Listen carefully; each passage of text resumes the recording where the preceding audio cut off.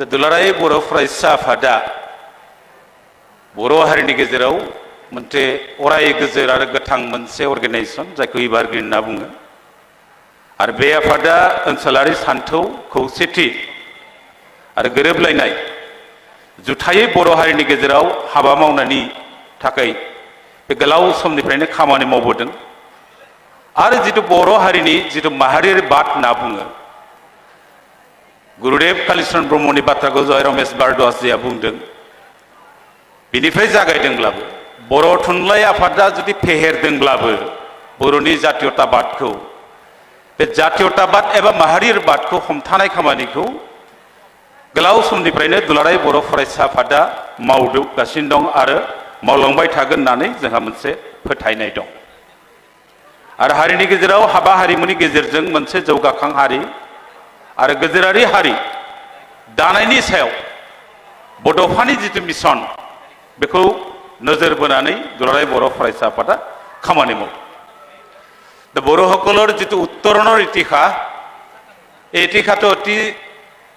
সংঘাত আৰু সংগ্ৰামেৰে পৰিপূৰ্ণ আমি ক'ব লাগিব কিন্তু ই অতি চমকপ্ৰদ সেইকাৰণেই কৈছোঁ যে বড়োসকলে আজি তাৰিখলৈকে 3খনকৈ চুক্তি কৰিবলৈ সক্ষম হ'ল প্ৰথম চুক্তি BSc দ্বিতীয়বাৰ যেটো BTC চুক্তি হ'ল আৰু শেহতীয়া যেটো শান্তি চুক্তি BTR চুক্তি এই BTR চুক্তি সমগ্ৰ অসমত বহবাস কৰি থকা যিমান নেকি বড়ো জনসাধাৰণ আছে সেই জনসাধাৰণক সাঙুৰি পেলাই এই চুক্তিটো স্বাক্ষৰ কৰা হৈছে গতিকে এইটো অতি গুৰুত্বপূৰ্ণ বুলি আমি BTCৰ বাহিৰৰ বড়োসকলে গণ্য কৰোঁ কাৰণ এই চুক্তিৰ আধাৰতে BTCৰ বাহিৰত থকা প্ৰায় 10 লাখতকৈ অধিক বড়ো জনসাধাৰণৰ অৰ্থনৈতিক সামাজিক বা শৈক্ষিক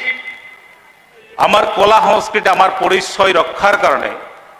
যেটো বড়ো কছাৰী কল্যাণ সাহিত্য শাসিত পৰিষদ এই চুক্তিৰ আধাৰত আমি পাবলৈ সক্ষম হৈছিল আৰু যিয়ে নহওক এই চুক্তি আজি সম্পূৰ্ণ কাৰ্যকৰী নহলেও আজি এই কাউন্সিলত BTCৰ বাহিৰত থকা 10 লাখতকৈ অধিক বড়ো জনসাধাৰণৰ ভিতৰত প্ৰায় 7 লাখ বড়ো মানুহক এই কাউন্সিলত অন্তৰ্ভুক্ত কৰা হ'ল ইতিমধ্যে 958খন গাঁও এই কাউন্সিলত অন্তৰ্ভুক্ত কৰা হ'ল আৰু বাকি যি প্ৰায় 600তকৈ অধিক গাঁও আৰু অন্তৰ্ভুক্ত কৰিব লগা আছে সেইকাৰণে মই ইয়াত আহ্বান জনাব আহিছোঁ যেটো শেহতীয়াকৈ BTR চুক্তি আমি স্বাক্ষৰ কৰিছিলোঁ নিখিল বড়ো ছাত্ৰ সন্থাৰ নেতৃত্বত NDBৰ 4টা গোট আৰু আমি সংযুক্ত বড়ো গণমঞ্চ ইউনাইটেড বড়ো পিপলছ অৰ্গেনাইজেশ্যন একেলগে যেটো চুক্তি কৰিছিলোঁ গতিকে BTCৰ বাহিৰৰ যিবিলাক সমস্যা আছে এই সমস্যাসমূহ পূৰ্ণাংগভাৱে সমস্যাটো সমাধান কৰিবৰ বাবে আমি গোটেইকেইটা আমাৰ সংগঠনৰে আমাক দৰকাৰ আছে আৰু আমি একেলগে থাকি পেলাই কাম কৰিব লাগে বুলি মই ইয়াত আহ্বান জনাবলৈ আজিৰ তাৰিখত আহিছোঁ दा जियानो जाथों बर' हारिनि जौगाथायनि जितु जारिमिन बे दांगाबाजि आरो बिग्रायनायजों बुंफबनायब्लाबो बे मोनसे सोमोनांथाव बेखायनो आं सोमोनांथाव बुंबाय दहाय बे जोङो दिनैसिम बर' हारिया मोनथाम चुक्ति जों खालामनो जों हाबाय आरो बे थामथि बर' गोजोन गोरोबथा एबा BTR गोरोबथानि गेजेरजों BTCनि बायजोआव रायजो जानाय बर'फोरनि राजखान्थियारि मोनथायफोरखौबो जों मोनसे गोजोर मोनसे अबस्थायाव लाबोनो हाबाय आरो BTCनि बायजोआव गोबां जेंना दङ गोबांफोर दफा दङ आरो जों BTCनि मोनसे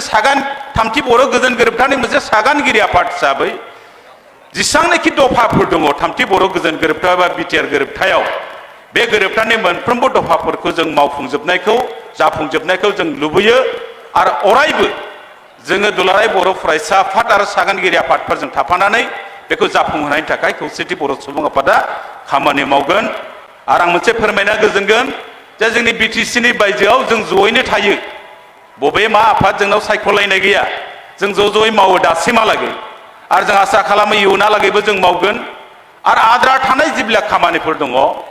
जेरै बर' कछारी वेलफेयार प्रम'शन काउन्सिलखौ दाफुंजोबनाय 5.2 मथे BTCनि बायजोआव खोब रायजो जानाय बर' गामिफोराव जौगाथायनि खामानि मावनाय आसाम सरकारा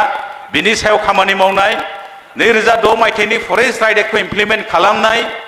बेजों लोगोसे कार्बि आंलंनि जिबिलाक जेंना दं बेखौ सुस्रांनाय आरो जितु 7.1 आरो 7.2 पार्ट दङ ट्राइबेल बेल्टनि बायजोआव रायजो जानाय बर'फोरनि हा हुखौ रैखाथि होनायनि बाथ्रा बेफोरखौ मावनोब्ला जों दुलाराय बर' फरायसा आफाद